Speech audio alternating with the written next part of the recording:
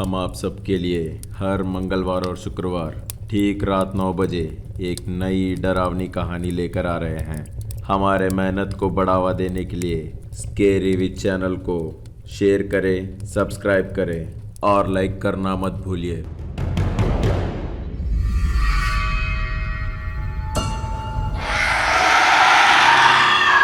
आखिरकार सबको झटका लगा है ना।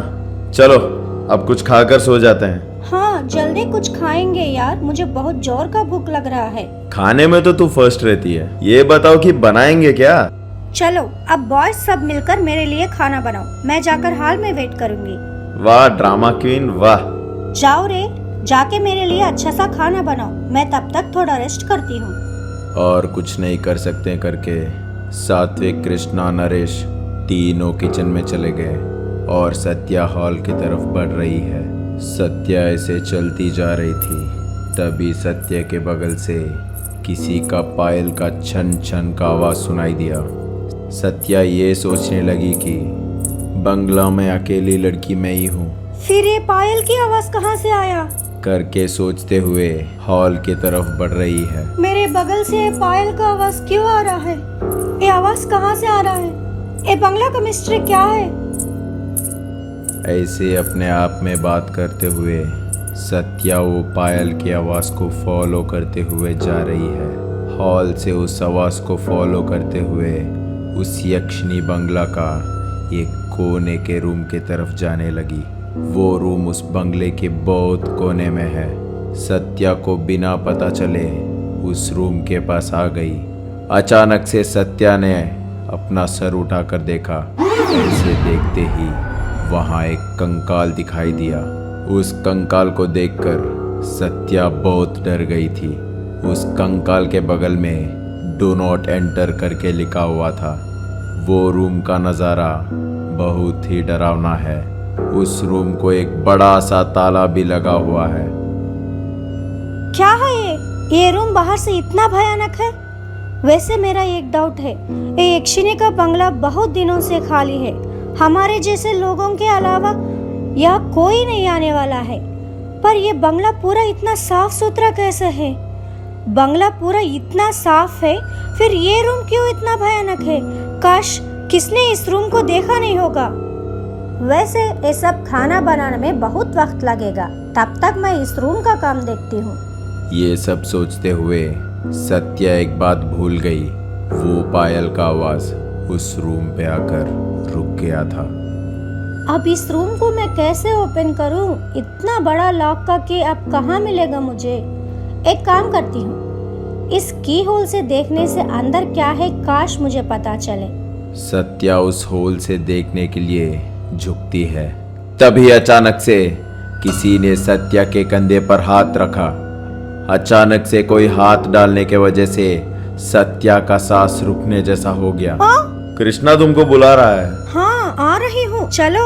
क्या हुआ, डर गई? ऐसा कुछ नहीं है, मैं डरती नहीं हूँ, चलो। सत्या और नरेश दोनों रूम से दूर जा रहे थे, पर सत्या पीछे मुड़कर देखी। उस रूम को देखते हुए वहां से निकल गई। क्या रे कृष्णा, मुझे थोड़ी देर शांति से रहने क्यों नहीं देते तुम लोग? अब क्या हुआ बोलो। कुछ नहीं सत्या, सब मैगी बना के खाएंगे करके फिक्स हुए। तुमको भी एक बार पूछ कर आओ करके इसको बोला तो ये तुमको ही लेकर आ गया।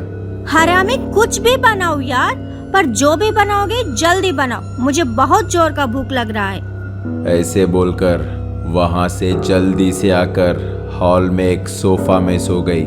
आखिर यहाँ हो क्या रहा है? इस सोफा को कौन क्लीन कर रहा है? ये इतना साफ कैसे है? कुछ समझ में नहीं आ रहा है। ये यक्षिणी का बंगला में क्या है? आखिरकार यह बंगला का मिस्ट्री क्या है?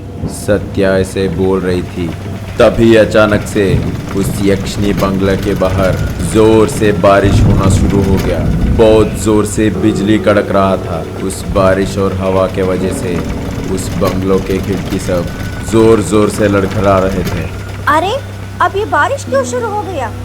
ऐसे बोलते हुए उन खिड़कियों को बंद करने के लिए गई। जैसे ही खिड़की को बंद करने के लिए हाथ बाहर रखी, तभी अचानक से किसी चीज को देखकर जोर से चिल्लाते हुए वापस भाग गई।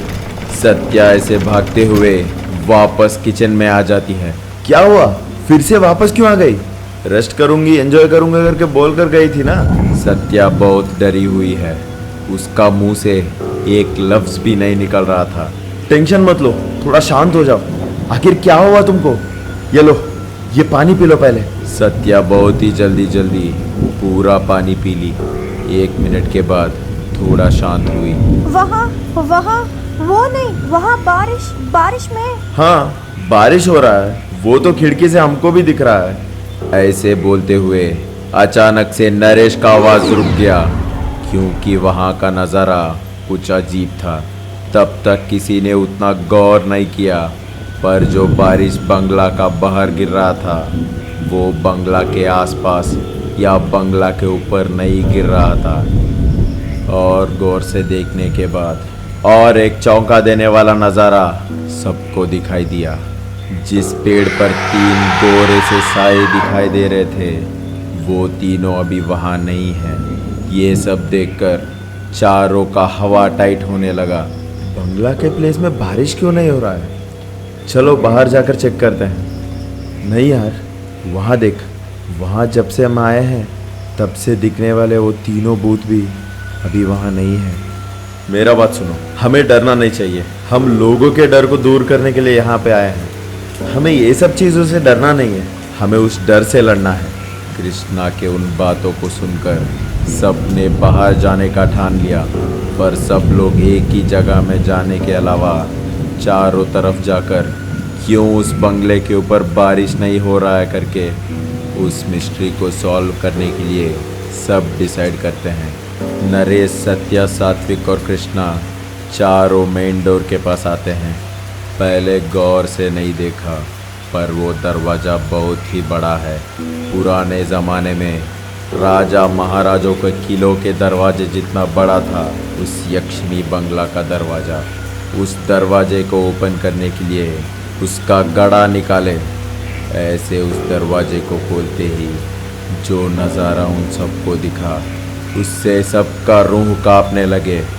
सामने से ज़ोर ज़ोर से बरसते हुए बारिश दिख रहा था, पर यक्षिणी बंगला के सामने एक बूंद पानी का निशान भी नहीं था। वहाँ का ज़मीन पूरा सूखा हुआ था। ओके, हमें अब से और चौकन्ना रहना है। कोई भी किसी तरह का रिस्क मत लो। अगर किसी को कुछ भी अजीब सा महसूस हो तो सिग्नल देने के लिए सबके पास विजल्स है ना, उससे सिग्नल दो। सिग्नल देने के बाद भी कोई भी तुम्हारे पास नहीं आया तो तुरंत फ्रंट डोर के पास आ जाना। सत्या, तुम सामने की तरफ जाओ। नरेश, तुम पीछे की तरफ। मैं और सात्विक दाएं और बाएं की तरफ देखेंगे। सब ठीक है करके बंगला के चारों तरफ जाकर देखने लगे, आखिर बारिश इस यक्षिणी बंगले के ऊपर क्यों नहीं गिर रहा है करके। सात्विक अपना सर ऊपर उठा के देखा, बंगला का एरिया पूरा काला सा बादल छाया हुआ था। अचानक से बादल गड़गड़ा रहे थे। बारिश की वजह से पूरा बंगला और भी भयानक लग रहा था। मोबाइल लाइट्स डालकर सब लोग उस बंगला के चारों तरफ घूम रहे थे। सब ये सोच रहे थे कि काश ऐसा कुछ लीड मिल जाए जिससे इस बंगला का मिस्ट्री खुल जाए। ऐसे में सात्विक एक कोने में आ पहुंचा। वहाँ एक गेट था। सात्विक उस गेट से हाथ बाहर रखा और बारिश के बूंदों को महसूस कर रहा था। वो पानी बहुत ही ठंडा है। बाप रे बाप, ये पानी इतना ठंडा क्यों है? इस बंगला में कुछ मिस्ट्री है। अगर उस मिस्ट्री को हमने सॉल्व कर दिया तो जिंदगी भर इस यक्षिणी बंगला की कहानी बोलते हुए बिता सकते हैं। सात्विक हाथ निकालकर बारिश में रखा। ऐसे थोड़ी देर रखने के बाद सात्विक अपना हाथ वापस लिया। हाथ को वापस लेते ही सात्विक ने जोर से चिल्लाया। उतने में विजल का बारे में याद आया।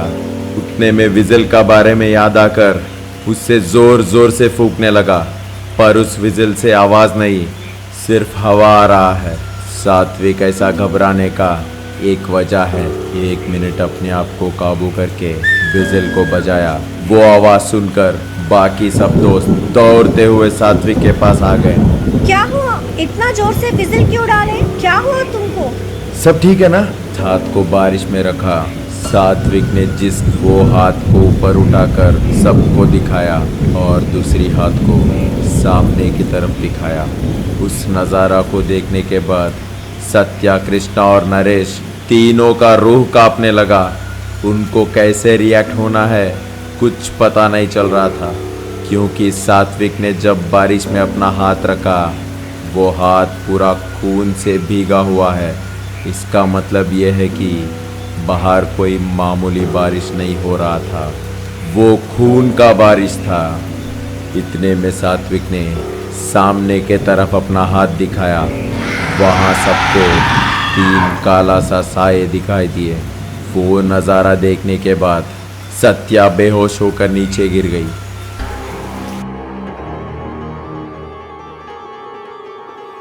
अगर हमारे वीडियो अच्छा लगा तो लाइक करना मत भूलिए।